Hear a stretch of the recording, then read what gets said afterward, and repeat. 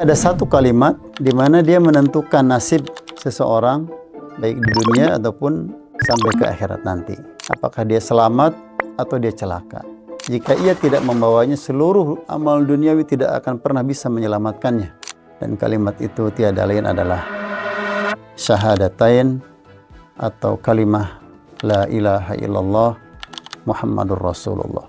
Assalamualaikum warahmatullahi wabarakatuh. Hamdan wa syukran lillah wa la hawla wa la quwata illa billah. Wassalatu wassalamu ala rasulillah wa ala alihi wa ashabihi wa mawalah. Pada kesempatan berbahagia ini, insyaallah kita mencoba untuk membahas satu kajian di dalam akidah Islam, yaitu tentang urgensi dua kalimah syahadah atau syahadatain, atau kita sebut juga dengan ahamiyatus syahadatain. Qala Allahu azza wa jal, a'udzu billahi minasyaitonir rajim, fa'lam annahu la ilaha illallah wastaghfir li dzambik walil mu'minina wal mu'minat wallahu ya'lamu mutaqallabakum wa mathwaakum. Maka ketahuilah bahwa sesungguhnya tidak ada ilah atau sesembahan atau Tuhan kecuali Allah, dan mohonkanlah ampunan bagi dosamu dan bagi dosa orang-orang mukmin, laki-laki dan perempuan, dan Allah mengetahui tempat kamu berusaha dan tempat kamu tinggal. Surat Muhammad ayat 19. Kalau kita melihat ya, apa saja urgensi dari syahadatain, paling tidak ada 5 urgensi syahadatain. Yang pertama, dia akan menjadi al-madkhal ilal Islam, pintu gerbang untuk masuk ke dalam Islam. Yang kedua, syahadatain adalah khulasah ta'alimil Islam atau intisari dari ajaran Islam. Yang ketiga, dia menjadi asasut taghyir, ya, menjadi asas perubahan, ya, atau gerakan perubahan. Yang keempat, menjadi haqiqatu da'watir rusul. Syahadatain adalah hakikat inti dari dakwah para rasul dan para nabi. Dan yang kelima, fadailu azimah. Syahadatain membawa keutamaan-keutamaan yang sangat besar.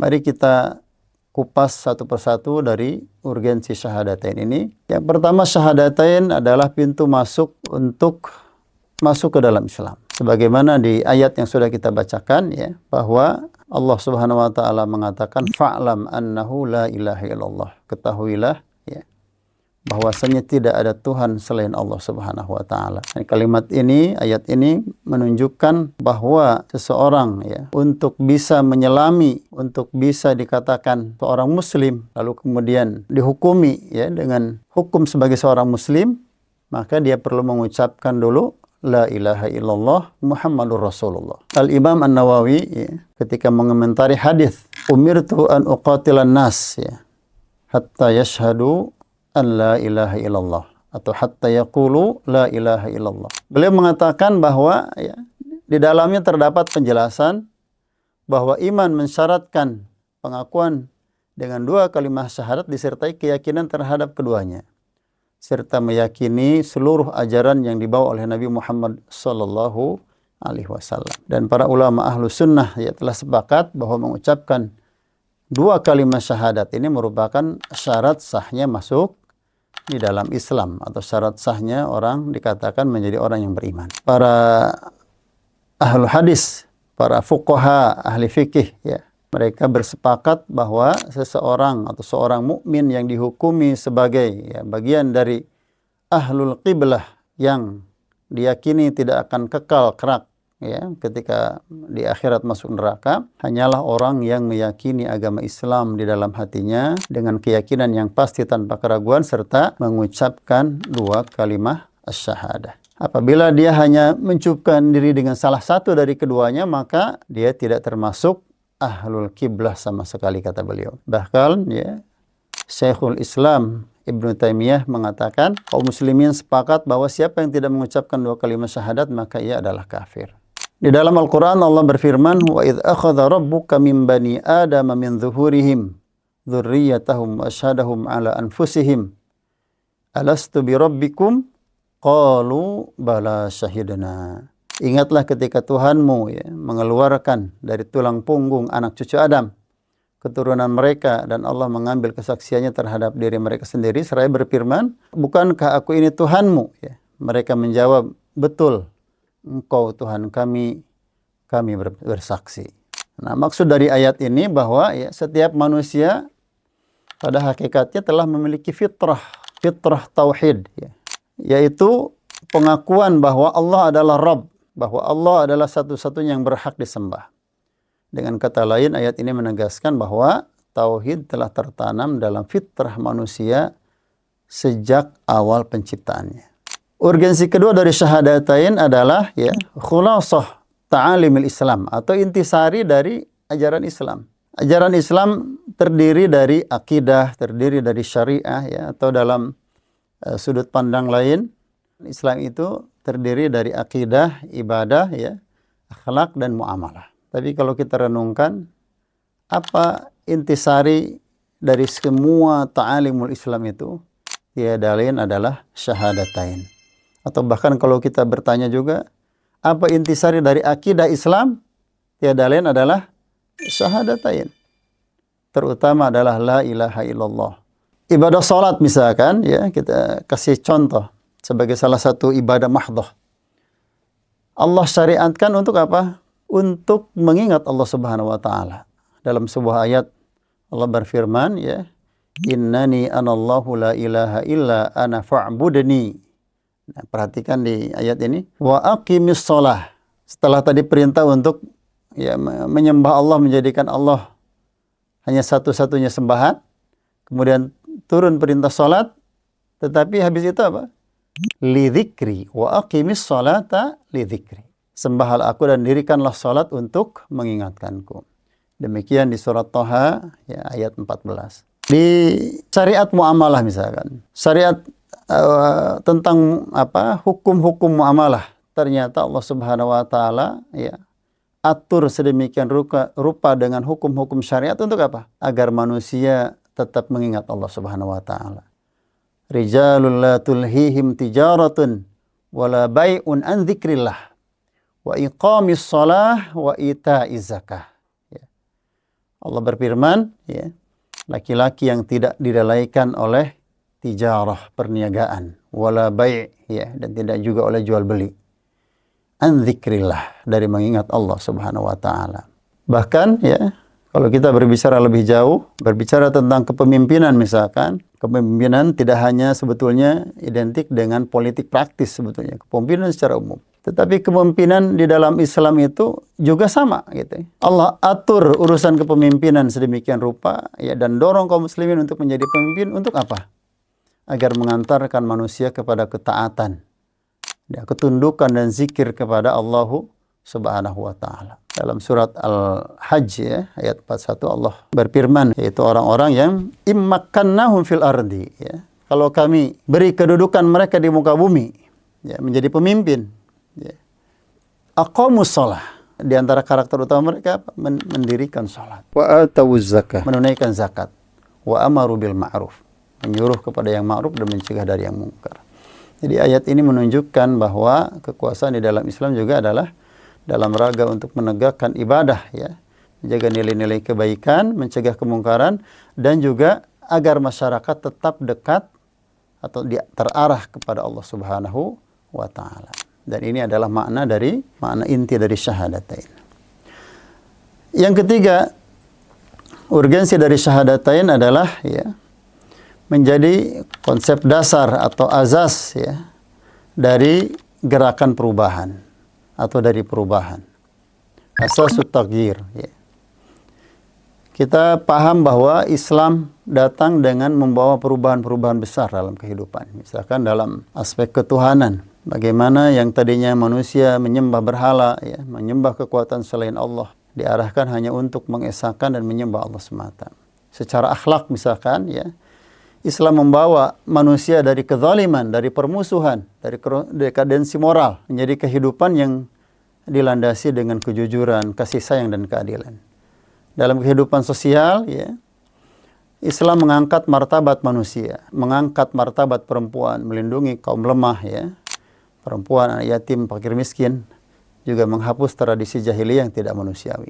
Dalam sistem kehidupan secara menyeluruh misalkan, ya, dalam ibadah, keluarga, ekonomi, hukum, dan berbagai aspek lainnya, ya, maka nilai-nilai tauhid itu betul-betul menjadi sibaghah.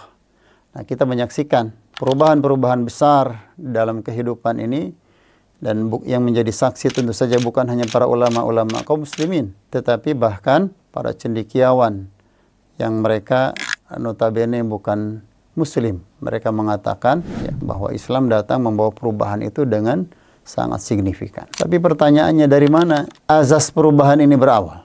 Azas perubahan ini bertumpu dan berawal dari syahadatain. Nah, karena syahadatain melahirkan sebuah keyakinan di dalam diri seorang muslim bahwa hanya Allah lah yang disembah. Dan ini melahirkan perubahan dalam sikap, perubahan dalam pola pikir, ya, perubahan dalam tatanan masyarakat. Maka kita katakan bahwa syahadatain ini menjadi titik awal atau tumpuan dari transformasi kehidupan, baik kehidupan pribadi, kehidupan masyarakat, dan bahkan kehidupan umat dan peradaban secara umum. Allah mengatakan, A'udzubillahi minasyaitonirrajim, innallaha la yughayyiru ma biqaumin hatta yughayyiru ma bi anfusihim. Allah tidak merubah keadaan satu kaum ya, sehingga mereka merubah keadaan yang ada pada diri mereka sendiri. Ayat ini menjadi prinsip bahwa perubahan besar dalam kehidupan itu harus dimulai dari perubahan diri dan masyarakat. Yaitu perubahan dalam apa? Perubahan dalam pola pikir tadi, ya. Dalam mindset, terutama tentang ketaatan kita, ketaatan otoritatif ya, yang kita berikan dalam kehidupan ini. Yang paling tinggi adalah kepada Allah Subhanahu wa taala, yang kemudian menurunkan sebuah pemahaman bahwa Allah mengutus Rasulnya sebagai ya, membawa berbagai syariat, aturan, dan undang-undang dalam kehidupan untuk kita patuhi, untuk kita ikuti. Sehingga ya, dalam ayat A'udzubillahi minasyaitonirrajim, qul inna sholati wa nusuki wa mahyaya wa mamati lillahi rabbil alamin, gitu. Seorang muslim itu bukan hanya menyembah ibadah vertikal saja kepada Allah, enggak. Dalam kehidupan horizontal, dalam muamalah, semuanya mereka dedikasikan untuk dalam rangka taat, dalam rangka tunduk, dalam rangka melaksanakan perintah Allah Subhanahu wa ta'ala. Yang keempat, dari urgensi syahadatain adalah ya, hakikat dakwah para rasul. Jadi syahadatain ini dakwah, hakikat dari dakwahnya seluruh nabi dan rasul yang pernah Allah utus. Para nabi dan rasul itu Allah utus membawa ya, akidah dan syariah. Dalam masalah syariah mungkin setiap nabi ada perbedaan ya. Tetapi kita bisa pastikan bahwa seluruh nabi dan rasul yang pernah Allah utus itu membawa akidah yang sama, yaitu aqidatut tauhid, mengesahkan Allah Subhanahu wa taala. Maka di dalam An-Nahl ya, ayat 36 Allah berfirman, "Walaqad ba'atsna fi kulli ummatir rasulan an i'budullaha wajtanibut taghut." Dan sesungguhnya kami telah mengutus para rasul atau rasul pada tiap-tiap umat itu untuk menyerukan, sembahlah Allah, u'budullah wajtanibut taghut, dan jauhilah para taghut itu. Taghut sesuatu yang disembah ya, selain Allah Subhanahu wa taala, dalam konteks uluhiyah atau ubudiyah. Yang terakhir, yang kelima, urgensi dari syahadatain adalah memiliki fadail kabirah. Syahadatain ini memiliki keutamaan-keutamaan yang sangat besar, yang sangat agung. Di antaranya misalkan Rasulullah mensabdakan, man kana akhiru kalamihi, ya, siapa yang akhir dari ucapan di dalam hidupnya ya, ketika napasnya Allah angkat, la ilaha illallah, kata Rasulullah, dakhalal jannah, maka dia akan dijamin masuk surga. Bahkan kita perlu mengingat-ingat bahwa syahadatain sangat sering diulang, didengar, dibacakan dalam kehidupan sehari-hari setiap muslim. Ya, dua kalimat syahadat tidak hanya diucapkan oleh kita atau oleh seseorang ketika dia akan masuk Islam ya. Berapa kali kita mendengar, bahkan membaca. Memang mau nggak mau kita membaca. Kenapa? Karena syahadatain dibaca di dalam setiap sholat fardu. Setiap kali sholat fardu paling tidak kita membaca 9 kali. Belum termasuk sholat-sholat sunnah. Belum termasuk adzan. Ya. Juga dalam zikir dan doa. Ada khutbah yang kalau dibuka maka syahadatain juga menjadi bagian penting di situ. Kemudian ceramah dan lain-lainnya. Subhanallah. Maka tidakkah semua ini ya memberikan sebuah isyarat, sebuah pertanda dan penegasan dari Allah Subhanahu wa taala dan Rasulnya kepada kita sekalian bahwa syahadatain adalah sesuatu yang sangat urgen, sesuatu yang sangat penting bagi setiap muslim, setiap muslimah, setiap mukmin dan mukminah untuk terus dipahami makna-maknanya, diselami ya nilai-nilainya dan pesan yang terselip darinya. Wal afu minkum. Wassalamualaikum warahmatullahi wabarakatuh.